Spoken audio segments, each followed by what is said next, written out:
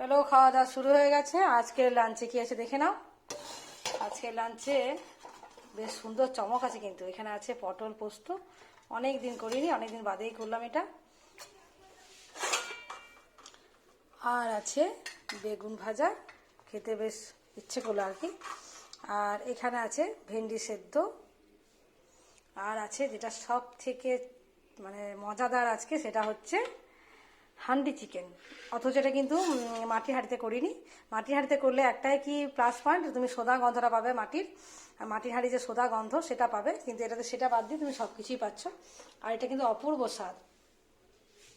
আর আছে তোমার আমের চাটনি। এটা তখন গরমের দিনে খেতেই হবে, এতদিন আম ডাল করছিলাম অনেক, কিন্তু আজকে করেছি আমের চাটনি। তো আজকের মেনুটা কীরকম লাগলো অবশ্যই কিন্তু কমেন্ট করতে ভুলবে না।